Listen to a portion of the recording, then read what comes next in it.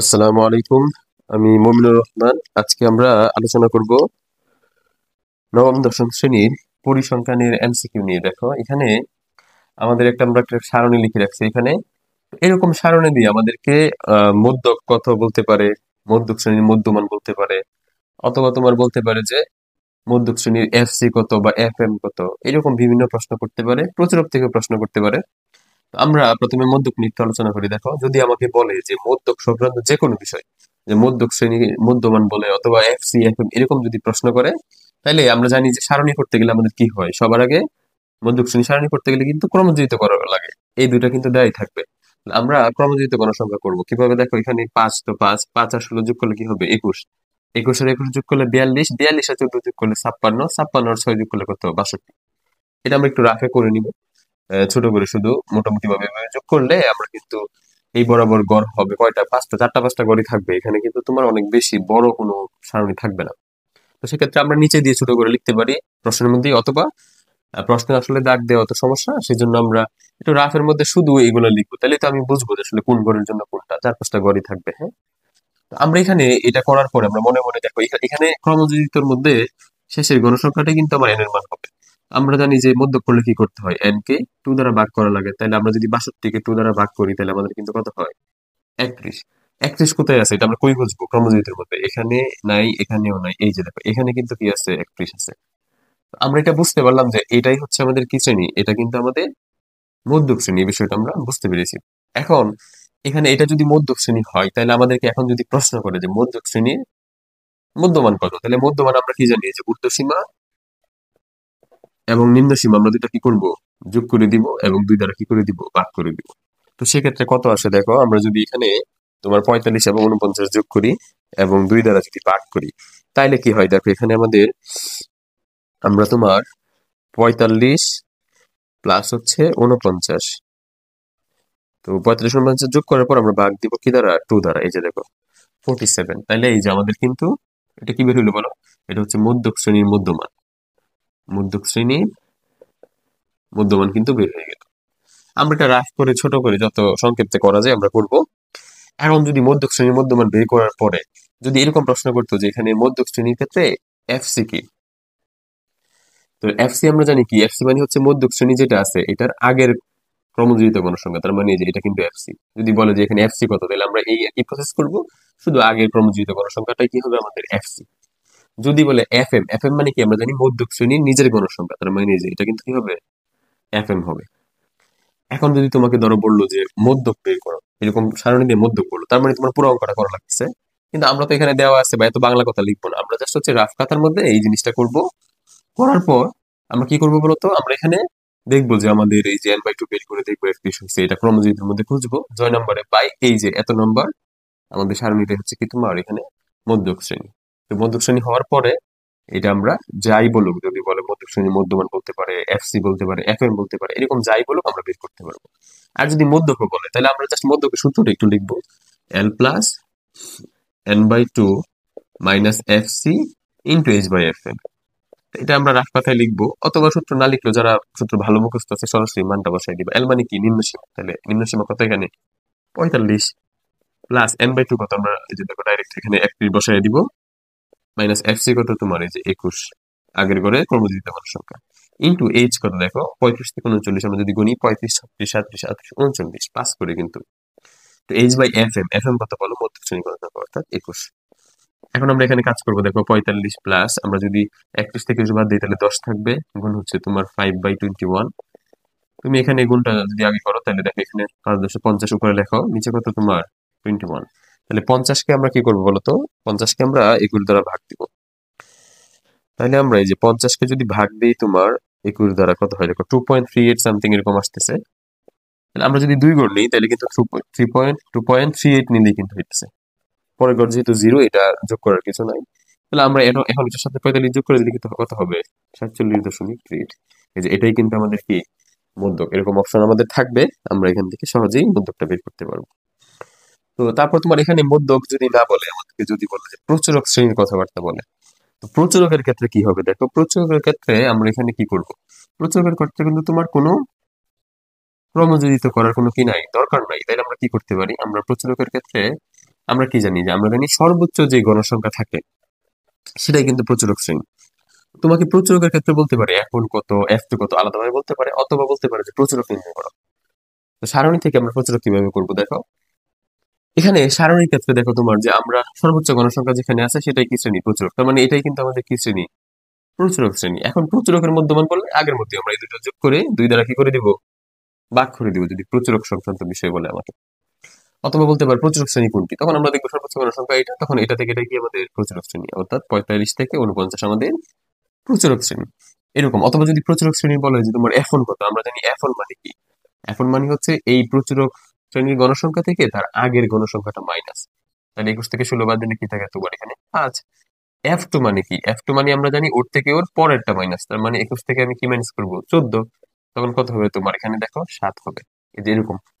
অথবা যদি কথার কথা আমাদেরকে বললো যে প্রচুরক নির্ণয় করে, এরকমও বলতে পারে। সেক্ষেত্রে আমরা প্রচুরকের সূত্রটা কি, আমরা প্রচুরকের সূত্র জানি হচ্ছে তোমার এল এল প্লাস F1 বাই হচ্ছে তোমার F1 প্লাস F2 ইন্টু হচ্ছে তোমার কি এইচ। এটা হচ্ছে কিসের সূত্র বলো, প্রচুরকের সূত্র। তো আমরা এটা মনে মনে লিখবো, যদি তুমি লিখতে প্রয়োজন বোধ করো লিখবা, আর নাহলে সরাসরি মান বসে রাফের মধ্যে করে ফেলবা। এল মানে কি প্রচুরকের নিম্ন সীমা, সেক্ষেত্রে এটা 45 প্লাস F1 মানে কি, F1 মানে হচ্ছে তোমার ওর থেকে ওর আগেরটা মাইনাস আছে দেখো 5, নিচে হতো 5 এটা, এবং একটা হচ্ছে 7 ইন্টু এইচ কত এখানে ছিল 5, এখানে 45 প্লাস এটা সবসময় উপরের সাথে গুণ হবে, কারণ নিচে মনে মনে কি আছে 1 আছে। তো 5 5 কি হবে বলো 25, 7 আর 4 যোগ 7 আর 5 যোগ করলে কত হয় 12। তাহলে আমরা এখানে কি করবো বলো তো, এখন আমরা এখন 25 কে ভাগ দিব হচ্ছে তোমার 12 দ্বারা, তাহলে কত আসে দেখো, এখানে এটা থাকবে 2.083 এরকম আসতেছে, আমরা এটা লিখলাম। তো ওর সাথে আমরা কি করবো বলো তো, ওর সাথে আমরা এখন 45-এর সাথে প্লাস করে দিব, যে 2.083, এই যে দেখো এখানে 47.083, এটাই কিন্তু আমাদের কি প্রচুরক। তো এরকম বললো কিন্তু আমরা নৈমিত্তিকের ক্ষেত্রে এগুলা করতে পারি। সারণী থেকে তোমার গড় বলতে পারে আমাদেরকে আবার, যে গড় সংক্রান্ত যে বিষয় আছে তোমার। তো সেক্ষেত্রে এখানে দেখো গড় করার ক্ষেত্রে আমরা কি জানি, আমাদের কিন্তু অনেকগুলো গড় প্রয়োজন হয়। এখন যদি প্রশ্ন মনে করো তোমার এখানে গড় করতে তোমাকে বলবো, তাহলে তুমি গড় কিভাবে করবা। গড় করার ক্ষেত্রে তোমার আমরা জানি সূত্রটা কি তোমার, দেখো সংক্ষিপ্ত গড় ক্ষেত্রে সূত্র কি তোমার, সংক্ষিপ্ত গড় সূত্র হচ্ছে তোমার, আমরা জানি যে a plus summation of FI UI by n into হচ্ছে তোমার কত এইচ। তো সম্পূর্ণ অংশ যদি বলে তোমাকে বের করার জন্য, তাহলে তোমার কিন্তু কি করতে হবে, FI UI করতে হবে, n এগুলা করতে হবে। তো এটা বললেও তুমি সংক্ষেপে করতে পারো, যেমন গণসংখ্যার পর আমাদের কি লাগে, আমরা জানি শ্রেণী মধ্যমান লাগবে তোমার। তো সেক্ষেত্রে আমরা শ্রেণী মধ্যমান এখানে লিখলাম ধরো। তো মধ্যমান তোমার কি হবে, এই দুটো যোগ করে 2 দিয়ে ভাগ, তাহলে আমরা 35 এবং 39 যোগ করব, করার পর এটাকে আমরা 2 দ্বারা ভাগ দিব, 37। তাহলে এখন এখানে 37 হলে তারপরে দেখো এখানে 5 ঘর বেশি হবে, তাহলে 42 হবে, এটা 47 হবে, তারপর এটা হবে 52, এবং এটা হবে 57। আমরা এটা বুঝতে পারি, পরে 5 ঘর পর ডিফারেন্স, তো 10 ঘর হলে আমরা 10 ঘর পর পর নিব, ঠিক আছে। তো এক্ষেত্রে এখন কি করব আমরা দেখো, এখন আমরা ধাপ বিচ্যুতি করা লাগবে। আমরা সহজ উপায় কি জানি ধাপ বিচ্যুতির, যে এই বরাবর আমরা শূন্য বসাবো, এই পাশে মাইনাস দিয়ে বাড়বো, মানে উপরে যেটা। তো এখানে তো এটা এইভাবে লিখলে কিন্তু এটা উপরে থাকবে, বাম পাশে মাইনাস দিয়ে লিখবা, ডান পাশে কি প্লাস দিয়ে। এবং তুমি এখানে FIO এর তোমার প্রয়োজন হবে, সেটাও তুমি করতে পারো। দেখো এখানে প্লাসে মাইনাসে মাইনাস, পাঁচ দোকানে কত হয় এখানে 10, এখানে মাইনাস 16 একে আমরা জানি কিন্তু গণসংখ্যার সাথে কিন্তু এটা ধাপ বিচ্যুতি গুণ করতে হয়, তাহলে 16 একে 16, 0 দিয়ে গুণ করলে 21 জিরোই হবে। এখানে 14 একে 14 এবং 6 দোকানে 12। তাহলে আমরা যদি এখন সামেশন অফ FIO করি, এখানে কিন্তু তুমি দেখো এটা কিন্তু 57 যেটা আছে শ্রেণী মধ্যমান, আমাদের কিন্তু গণসংখ্যার সমষ্টি করা লাগবে। তাহলে এটা হচ্ছে n, গণসংখ্যার সমষ্টিকে আমরা n জানি। তাহলে এখন 5 16 21 21 21 42, 42 আর 14 হচ্ছে তোমার 56, 42 আর 14 হচ্ছে তোমার তোমার 56, 56 6 কত তোমার বলো 62। তাহলে n যদি 62 হয়, আমরা এখানে কিন্তু n এর মান পেয়ে গেলাম। আর এর ক্ষেত্রে আমরা কি বলি বলো, তোমার এই যে দেখো, সবচেয়ে গণসংখ্যা বেশি বরাবর যেটা মধ্যমান থাকবে এটাকে কিন্তু আমরা এ ধরবো, এভাবে করলেই অঙ্কটা আমাদের জন্য ইজি হবে। এমনি তুমি আনুমানিক গড় মাঝামাঝি যে কোনো জায়গায় দৌড়ি কিন্তু করতে পারো, তবে সর্বোচ্চ গণসংখ্যা দৌড়ি আমরা করব, এটাই সেফ। এবং আসলে তোমার সর্বোচ্চ গণসংখ্যাটাই কিন্তু মাঝামাঝি থাকে, কারণ আমরা জানি যে কেন্দ্রীয় প্রবণতা বলে একটা কথা আছে আমাদের। কেন্দ্রীয় প্রবণতা হচ্ছে তোমার যে আম, পরিসংখ্যানের মানের যে কেন্দ্রের দিকে পুঞ্জীভূত হওয়ার প্রবণতা, এটাকে আমরা বলি কেন্দ্রীয় প্রবণতা। তো তুমি দেখবা যে গড় মধ্য প্রচুর যাই হোক সবকিছুই কিন্তু তোমার মাঝামাঝি কোনো মানের মধ্যেই কিন্তু থাকে তোমার। হয়তো সেটাই, যেমন এখানে 5টার মধ্যে এই যে 3 নাম্বার করে মাঝামাঝি আছে, অথবা যদি 6টাও থাকতো তারপর 3 নাম্বার থাকলে মানে মাঝামাঝি থাকবে, অথবা তার কাছাকাছি রাখবে। তো এই হচ্ছে বিষয়। তো সেক্ষেত্রে আমরা এখানে এ হচ্ছে আনুমানিক গড় কত, মধ্যমান বরাবর ধরি, তাহলে 47। তারপরে সামেশন অফ এফ মানে কি, সবগুলো তোমাকে যোগ করা লাগবে।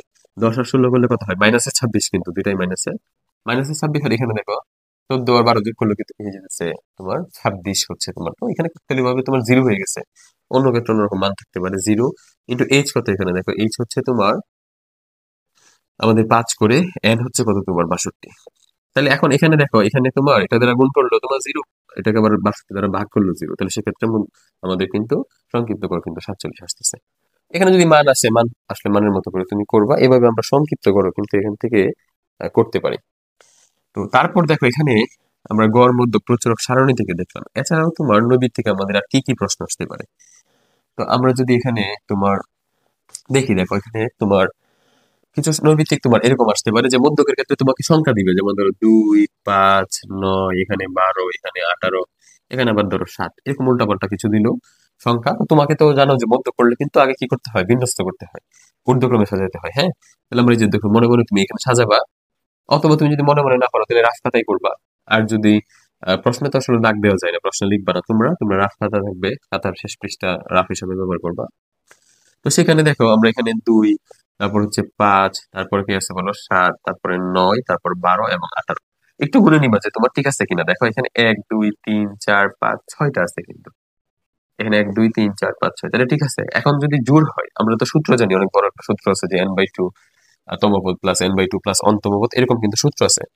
কিন্তু আমরা এখানে নৈমিত্তিক করতেছি, মানে আমার সূত্রের কোনো প্রয়োজন নেই। তুমি যদি জোড় হয় 6টা হইলে এদিক দুইটা দুইটা বাদ, এই দুইটা যোগ করে কি করে দিবা, 2 দ্বারা ভাগ করে দিবা। যেমন 7 আর 9 যোগ করলে কত হয়, 16। তুমি যদি 2 দ্বারা ভাগ করো তাহলে কি হবে, 8 হবে। এই যে এখানে কিন্তু তোমার মধ্যক হচ্ছে 8। যদি কথার কথা এখানে যদি জোড় না থেকে বেজোড় থাকতো, এখানে থাকতো ধরো তোমার হচ্ছে 19, তাহলে তুমি তো সাজানোর সময় কিন্তু এখানে আবার কি লিখতা, 19 লিখতা। তখন মধ্যক তোমার কি হইতো, তখন মধ্যক হইতো তোমার যে এখানে 7টা আছে মানে কি, এদিক থেকে 3টা বাদ, এদিক থেকেও কি 3টা বাদ, অর্থাৎ এই যে মধ্যকটাই হচ্ছে মধ্যক। তো এরকম থাকলে কিন্তু আমরা সহজে কি করতে পারি, মধ্যকটা বের করতে পারি, কোনো সূত্রের প্রয়োজন হবে না। আমরা কি করবো বললাম, যে যদি বিজোড় থাকে তাহলে এদিক দিয়ে সেম, ওই দিক দিয়ে সেম পরিমাণ বাদ, মধ্যেরটা হচ্ছে মধ্যক। 9টা থাকলে 4টা 4টা বাদ, 5 নাম্বার পদটাই হচ্ছে মধ্যক।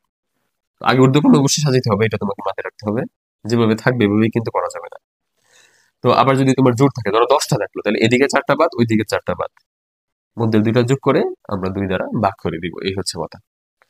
এখন মধ্যক এভাবে বের করার পরে এখন তোমার কিন্তু প্রচুরক কিন্তু এরকম আসে। প্রচুরকের ক্ষেত্রে দেখনি তুমি, দেখো আমরা প্রচুরকের ক্ষেত্রে ধরো এখানে এরকমই আছে, 2টা 9 আছে।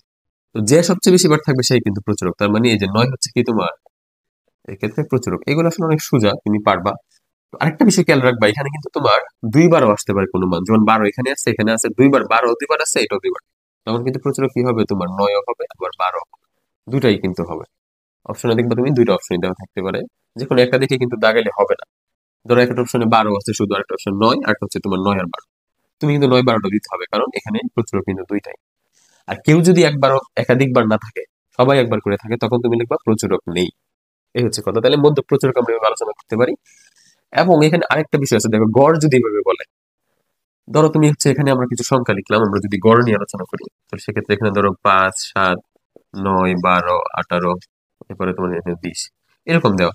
তো এখানে যদি বলে গড় কত, তাহলে 1, 2, 3, 4, 5, 6টা আছে। আমরা জিনিসটা নিজে 6টা যোগ করব, এবং 6 দ্বারা মানে যতটা অংশ যোগ করব এতটা সংখ্যা দ্বারা গুণ করে দিব, বা সরি ভাগ করে দিব।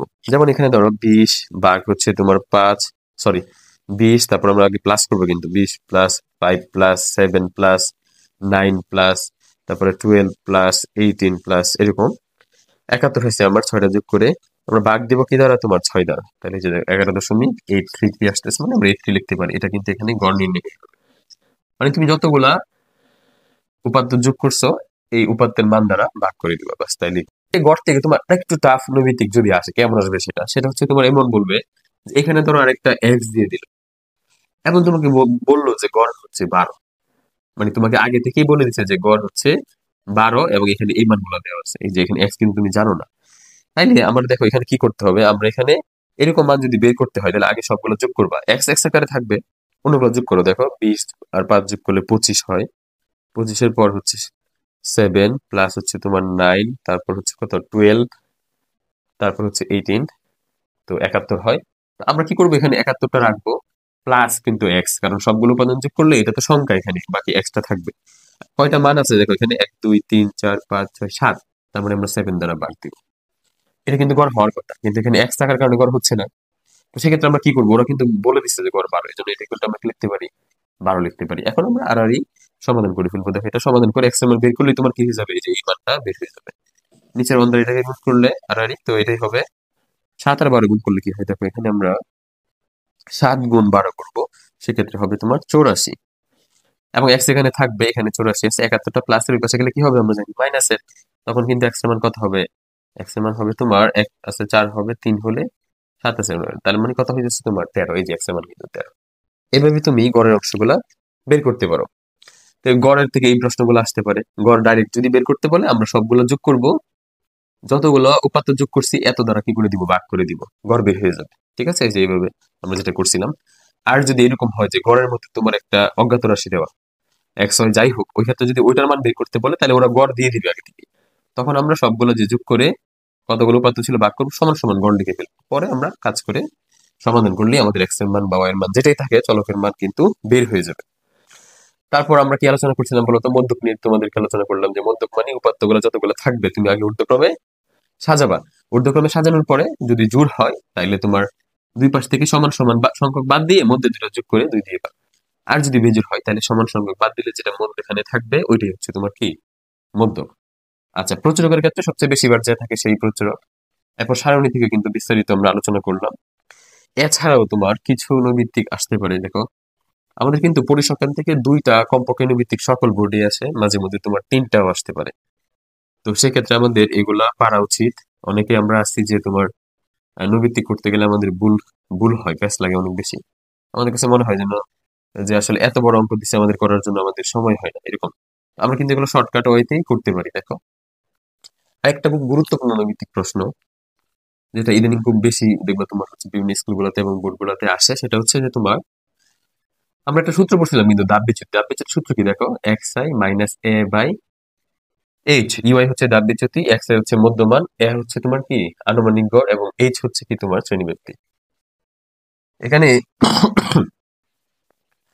তো এখানে দেখো আমাদের 4টা কিন্তু আছে চলক, 4টা মান আমরা বসাতে পারি, যে কোনো 3টা মান দিয়ে তোমাকে আরেকটা মান বলতে পারে যে বের করো। তো সেটা কেমন হবে, ধরো তোমার হচ্ছে এখানে দাব বিচ্যুতি বললো তোমার -2, তো তোমার এরা এরকম বলবে U1 বা U2 বলবে।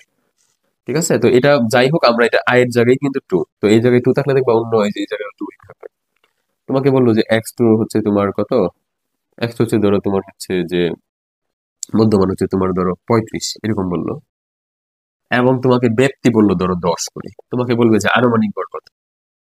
তা আনুমানিক গড় বের করার জন্য কি করা লাগবে, আমরা এই সূত্রের মধ্যে মানটা বসাবো। তুমি এভাবে লিখতে পারো, এখানে 1 2 বা 3 4 নিয়ে তোমার টেনশন করার দরকার নেই, কারণ এখানে যা থাকে এই তম পদটাই ওখানে থাকবে। হ্যাঁ, আমরা সূত্র লেখার পর কি করবো, দেখো এখানে আমরা একটু এদিকে করি। দেখো তো আমরা এখানে মান বসাবো, ইউ এর মান কত বলো -2, ইউ2 বা 3 4 যাই থাক আমরা এখানে বসাতে পারি। তারপরে এক্স এ কত তোমার বলো তো, অর্থাৎ x2 কত তোমার এখানে 35, মাইনাসের এ থাকবে এইচ কত 10। আমরা এই পাশে এসে করি। দেখো তো এখন আর গুণ করলে এটা দ্বারা নিচের অর্কে গুণ করলে কি হবে, এখানে যা আছে তাই। আর এখানে মাইনাসের প্লাসে মাইনাস, 10 দোকানে কত হয়, এভাবে আর গুণ করলে 10 দোকানে 20। এই মাইনাসের ওই পাশে নিয়ে যাও, প্লাসের হয়ে যাক 35। ঠিক আছে, এই মাইনাসের 20টা এই পাশে আনলে কি হবে, প্লাসের 20। সেক্ষেত্রে দুটো যোগ করলে কত হয়, 55। তার মানে এর মান কত হয়, আনুমানিক গড় কত তোমার 55। তো এমন ভাবে অন্য আরেকটা দিয়ে তোমাকে এটা বের করতে বলতে পারে, সেক্ষেত্রে তুমি বের করতে পারবা। দেখো এখানে মনে করো তোমার এরকম বললো যে এটা এর মান ধরো দেওয়া আছে 55, তারপর ইউআই তোমাকে ধরো দেয় নাই, এর মান এটা দিছে এটা, এবং হচ্ছে তোমার এই যে এই দুইটা দেওয়া আছে, ধরো এই 3টা মান ধরো এখন আমাদের দেয়া আছে, আমাদেরকে অন্য মান বের করতে বলছে। তাহলে আমরা কি করব, আমরা এই যে সূত্রটা আবার লিখবো রাফ খাতায়। তো এখানে আমরা আগে বললাম যে এটা নিয়ে টেনশন করার কোনো কারণ নাই, 1 2 বা 3 কি দিছে এটা তুমি তোমার মতো কাজ করবে। দেখো এখানে ইউআই তোমাকে ধরো তোমার বের করতে বলছে। ঠিক আছে, এটাই তোমাকে বের করতে বলছে। তো তুমি তখন কি করবা, ইউআই থাক এখানে, এক্স আই কত তোমার বলো, এই যে এক্স, এটাই এক্স আই ধরো 35 মাইনাস এ, এ হচ্ছে তোমার কত 55 বাই এইচ, এইচ কত তোমার 10 করে দিবে, তোমার 5 করে দিতে পারে যেমন ইচ্ছা। তো সেক্ষেত্রে তোমার তুমি মানটা ওইভাবে বসাইবা। এখন তুমি কি করবা, দেখো 35 থেকে যদি 55 বিয়োগ করো, মাইনাসের মান বড় মানে কি হবে, -20 হবে কিন্তু। 10 দ্বারা যদি ভাগ করো এখন, তখন কিন্তু -2, এই যে দেখো -2 বের হয়ে যাবে। অর্থাৎ যে কোনো একটা মান দিয়ে তোমাকে অপরটা বের করতে পারে, বলতে পারে, তুমি এভাবে করতে পারবে। ঠিক আছে? তো এখন এখান থেকে আরো কিছু নৈমিত্তিক আমরা দেখবো। দেখো কিছু তোমার সংখ্যাগত নৈমিত্তিক তোমার থাকতে পারে। তোমাকে বলতে পারে যে কেন্দ্রীয় প্রবণতার পরিমাপক কয়টা, এরকম তোমার দিতে পারে। তো কেন্দ্রীয় প্রবণতার পরিমাপক বইলে তোমার 1 নম্বরে বলবে যে গাণিতিক গড়। ঠিক আছে? তারপরে 2 নম্বরে ধরো বললো তোমার হচ্ছে গাণিতিক গড় বললো। তারপর ধরো আমাদের 2 নম্বরে বললো তোমার হচ্ছে যে উম, মধ্যক, এবং 3 নম্বরে বললো প্রচুরক। এখন কেন্দ্রীয় প্রবণতার পরিমাপক কয়টা? আমরা জানি 3টাই। তো 1 নম্বরে দেখবো খ নম্বরে বলবে 1, 2 নম্বরে খ নম্বরে বলবে 2 আর 3 এরকম, এবং 3 নম্বরে বলবে দেখবে দেখবে তোমার হচ্ছে 1, 2, 3। 4 নম্বরে বলতে পারে তোমার হচ্ছে 2, 3। আমরা জানি সবগুলোই হবে, সেক্ষেত্রে আমরা কিন্তু এটা সঠিক। দেখো আমাদের এখানে আমরা বিচ্ছিন্ন চলক এবং অবিচ্ছিন্ন চলক নিয়ে যদি কথা বলি, তাহলে বিচ্ছিন্ন চলক হচ্ছে যে চলকের মান শুধুমাত্র পূর্ণ সংখ্যা হবে, সেটা হচ্ছে বিচ্ছিন্ন। যেমন জনসংখ্যা, পাখির সংখ্যা, এরকম যেগুলো দশমিকে প্রকাশ করা যায় না। ঠিক আছে? আবার অবিচ্ছিন্ন চলক কোনগুলো? যেগুলোকে যে কোনো সংখ্যা দ্বারা কি করা যায়, প্রকাশ করা যায়। যেমন হচ্ছে তোমার ধরো তাপমাত্রা। তাপমাত্রা কেন অবিচ্ছিন্ন হইলো? তার কারণ হচ্ছে এটাকে আমরা কিন্তু বলি যে 32.3 ডিগ্রি সেলসিয়াস তাপমাত্রা আজকে আমাদের এখানে আছে, এরকম কিন্তু কথা বলতে বলি আমরা। তারপর তোমার বলতে পারো তুমি অবিচ্ছিন্ন চলকের আসলে অনেক উদাহরণ আছে। তোমার বয়স বলো তুমি, সেক্ষেত্রে এটাকে কিন্তু দশমিকে প্রকাশ করা যায়। ঠিক আছে? তারপর তোমার উচ্চতা বলো, আমরা বলি যে এত 5 ফুট 6 ইঞ্চি, যে দশমিকে কিন্তু প্রকাশ করা যায়। তাহলে যেগুলোকে দশমিকে প্রকাশ করা যাবে বা যে কোনো সংখ্যা দ্বারা লেখা যাবে সেটা হচ্ছে অবিচ্ছিন্ন। আর যেটাকে শুধুমাত্র তোমার হচ্ছে পূর্ণ সংখ্যা দিয়ে লিখতে হবে, দশমিকে লেখা যাবে না, ভেঙে লেখা যাবে না, ওইটা হচ্ছে তোমার কি বিচ্ছিন্ন চলক।